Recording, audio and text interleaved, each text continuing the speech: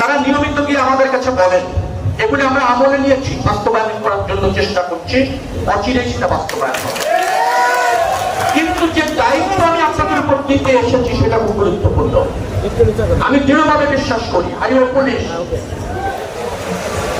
Police super highway তিনি যে বক্তব্য রেখেছেন আমার ভালো লেগেছে।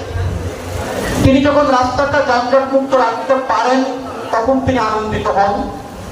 আপনাদের এই রাষ্ট্র ব্যবস্থা অত্যাধুনিক যন্ত্রপাতি ও আধুনিক চিকিৎসা সেবা নিয়ে পপুলার ডেন্টাল কেয়ার এখন আপনার শহর বেলকুচির মুকুন্দগাতিতে। আমাদের ঠিকানা মুকুন্দগাতি বাজার, গার্লস স্কুলের সামনে, তালুকদার মার্কেটের 2য় তলা, বেলকুচি, সিরাজগঞ্জ।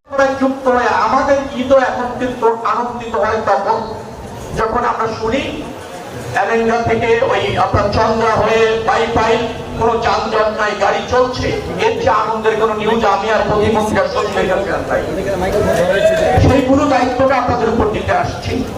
আমার বিশ্বাস শ্রমিক নেতা যারা আছেন তারা যদি দায়িত্বশীল হন, পরিবহন মালিক যারা আছেন তারা যদি রাস্তায় দায়িত্ববান হন, গাড়ির ফিটনেস, গাড়ির ড্রাইভার চিহ্নিত করে নিয়ম মেনে যদি গাড়ি চলে, আর পুলিশের যে সমস্ত স্থানীয় পুলিশ, হাইওয়ে পুলিশের যে সমস্ত দায়িত্বশীল অফিসার আছেন তারা যদি পরিবহনগুলিকে নিয়ম মেনে রাস্তায় চলতে বাধ্য করতে পারেন, কোনো সময় এই শব্দ আমি ব্যবহার করছি, তাহলে আমরা একটা নিরাপদ যাত্রা উপভোগ করতে পারবো, জাতিকে দিতে পারবো। জেলা প্রশাসক এখানে আছেন, আমি বলতে চাচ্ছি সবাই এখানে আছেন, বিআরটি এর চেয়ারম্যান আছেন, বিআরটিসির চেয়ারম্যান আছেন, আমাদের চিফ ইঞ্জিনিয়ার আছেন, আর আপনারা যারা সামনে আছেন তারা সবচেয়ে বেশি গুরুত্বপূর্ণ। কারণ তারা যদি রাস্তায় মালিক যারা আছেন, শ্রমিক নেতা যারা আছেন, যারা ড্রাইভারের প্রতিনিধি আছেন, আপনারা যদি শৃঙ্খলাটা মানেন, আপনারা যদি ট্রাফিক আইনটা মানেন এবং আপনারা যদি যার যার যে দায়িত্ব সেটা পালন করেন, আমার বিশ্বাস এবার ঈদুল আজহাতে আমরা একটা নিরাপদ যাত্রা নিশ্চিত করতে পারবো।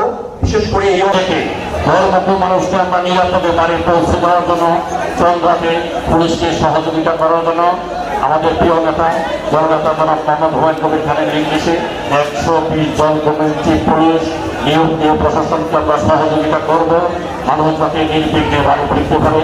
আমরা প্রিয় সাংবাদিক ভাইদের কাছে সহযোগিতা চাই এবং অত্র এলাকার যারা স্থানীয় নেতৃবৃন্দ সকলের কাছে সহযোগিতা চাই।